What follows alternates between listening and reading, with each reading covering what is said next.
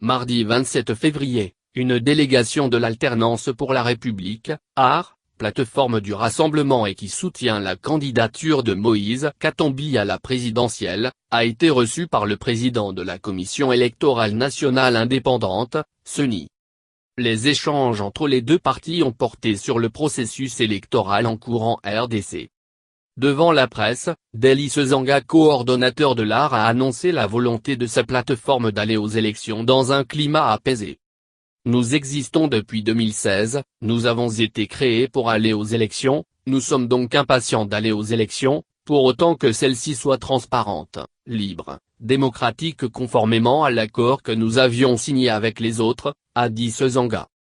Au sujet de la machine à voter, le coordonnateur de la plateforme pro-Katumbi indique qu'elle peut être utilisée pour les scrutins à venir et non pour les élections du 23 décembre 2018.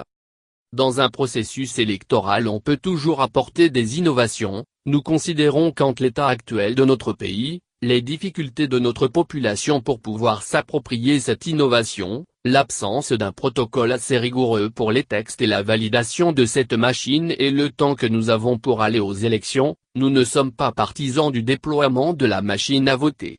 Nous avons fait savoir nos préoccupations au président de la CENI, à la plénière de la CENI, en indiquant clairement notre préférence pour le vote à bulletin papier pour les scrutins à venir, a déclaré Dely Sezanga.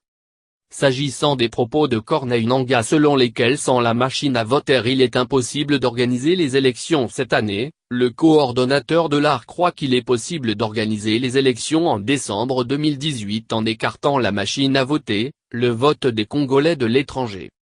Les innovations qui peuvent apporter des complications au processus électoral doivent être écartées, a-t-il souligné. De son côté, le président de la CENI a promis de prendre en compte les observations et préoccupations des uns et des autres. Nous ne fermons pas les portes, les conseils et avis des uns et des autres sont les bienvenus, a dit Corneille Nangaa.